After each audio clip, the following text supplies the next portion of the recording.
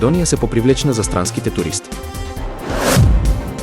Владата ги ограничи маржите на 100 производи. Нови напади врз Киев. Венеција го воведува плаќањето на влезници за еднодневни посетители. Хроничниот недостаток на сон предизвикува здравствени проблеми. Австралиско утро со македонска ракија, балканскиот татко на утринска програма.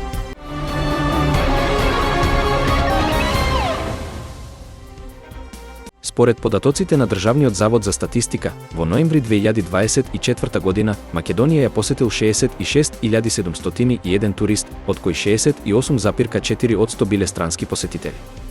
Ова представува значителен пораст во однос на претходните месеци. Најбројни меѓу странските туристи биле посетителите од Турција, со 14.193 туристи, како и од Србија, Грција и Бугарија. Во периодот јануари-ноември 2024 година, бројот на туристите е зголемен за 8,3% во споредба со истиот период од претходната година. Кај странските туристи е забележан пораст од 13,8%, додека кај домашните туристи има намалување од 1%. Овие податоци укажуваат на зголемена привлечност на Македонија како дестинација за странските посетители, што придонесува за развој на туристичкиот сектор во земјата. Владата донесе одлука за ограничување на маржите на околу 100 производи на 10%. Оваа мерка опфаќа основни прехранбени продукти, бебешки производи, средства за лична хигиена и производи со најголемо зголемување на цените. Одлуката е резултат на претходните повици за бојкот од граѓаните и жалбите за високите цени на прехранбените производи. По првиот бојкот следуваше и втор, кој не ги даде посакуваните резултати за многумина, што го покрена прашањето за неговата успешност. Дополнително се разгледува можноста за воведување на великденска и рамазанска кошничка. Министерството за економија е задолжено, заедно со другите надлежни институции, да одржи итен состанок за разгледување на долгорочни мерки за справување со растот на цените. До петок ќе се спроведат контроли кај производителите на млеко, млечни производи и месо, со цел да се обезбеди усогласеност со новите мерки. Украинската престолнина Киев повторно беше цел на руски ракетни напади, при што беа оштетени неколку згради и инфраструктурни објекти. Локалните власти известија за неколкумина повредени цивили, но засега нема информации за загинати. Спасувачките екипи се на терен и работат на отстранување на последиците од нападите. Овие напади доаѓаат во време на зголемени тензии меѓу Русија и Украина, со интензивирање на борбите на истокот од земјата. Меѓународната заедница продолжува да повикува на деескалација и мирно решавање на конфликтот. Украинскиот председател Володимир Зеленски изрази подготвеност за директни преговори со рускиот председател Владимир Путин, со цел да се стави крај на непријателствата. Зеленски нагласи дека е неопходно двете страни да покажат волја за компромис и да работат кон одржлив мир. Русија досега не одговори на оваа понуда, но аналитичарите сметаат дека ваквиот чекор може да представува можност за намалување на тензиите и започнување на дипломатски процес за решавање на конфликтот. Меѓународните партнери на Украина ја поздравија иницијативата на Зеленски и повикаа на итно започнување на преговори, со цел да се спречат понатамошни страдања и уништување. Венеција планира повторно да воведе влезници за еднодневните посетители напролет, со цел да го контролира масовниот туризам и да ги заштити културните и историските богатства на градот. Оваа мерка беше одложена неколку пати, но градските власти сега се решени да ја спроведат. Според новите правила, еднодневните посетители ќе мора да платат влезница, чија цена ќе биде зголемена во споредба со претходно најавените износи. Целта е да се намали бројот на туристи кои го посетуваат градот само за еден ден, без да придонесуваат значително кон локалната економија. Цената на влезницата за еднодневна посета ќе биде повисока од претходно предложените 3 евра, но точниот износ се уште не е објавен. Оваа мерка е насочена кон поттикнување на подолги престои и намалување на негативните ефекти од масовниот туризам врз градот.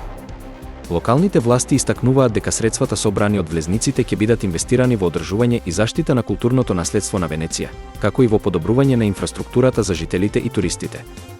Оваа иницијатива предизвика различни реакции, со поддршка од оние кои сметаат дека е неопходна за зачувување на градот, но и критики од страна на некои туристички организации кои стравуваат дека ќе се намали бројот на посетители.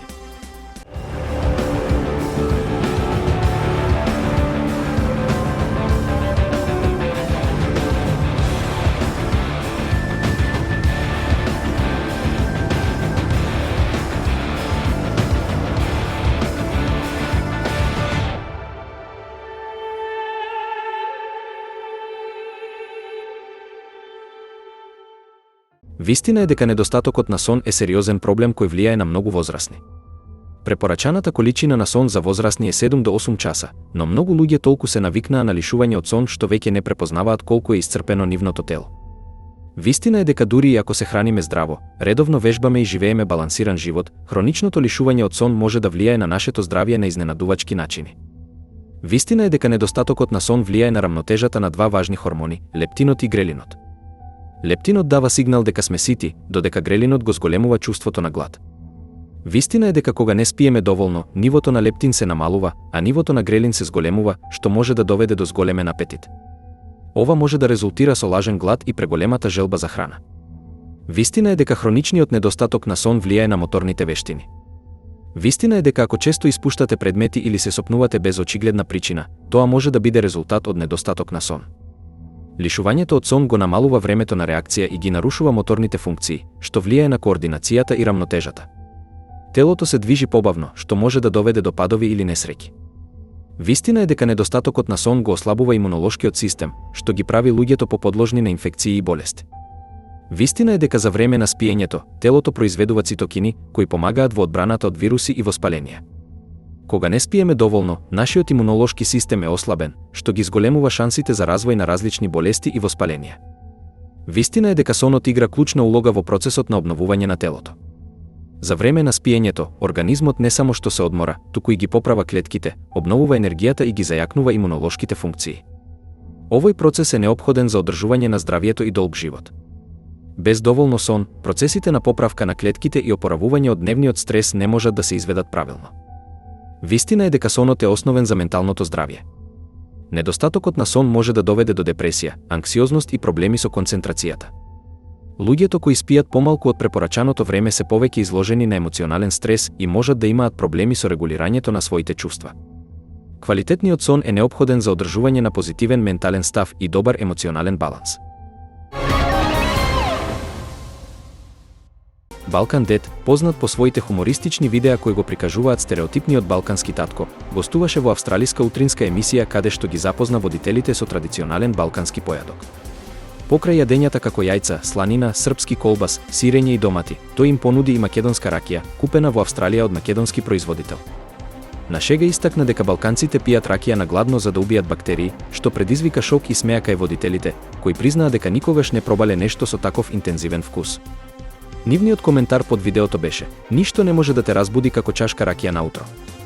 Покрај храната и ракијата, Балкан Дед ги изненади водителите кога на крајот се напи од водата од теглата со кисели краставички, што предизвика неверување и смеа во студиото. Видеото од гостувањето брзо стана вирално на социјалните мрежи, особено меѓу гледачите од Балканот, кои со задоволство гледаа како дел од нивната култура го освојува далечниот континент.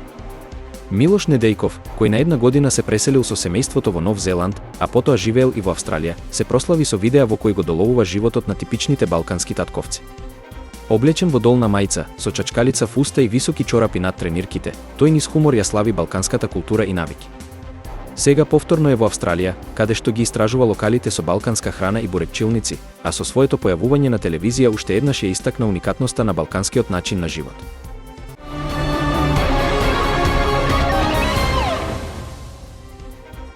Македонија се попривлечна за странските туристи. Владата ги ограничи маржите на 100 производи. Нови напади врз Киев. Венеција го воведува плаќањето на влезници за еднодневни посетители. Хроничниот недостаток на сон предизвикува здравствени проблеми. Австралиско утро со македонска ракија, балканскиот татко на утринска програма.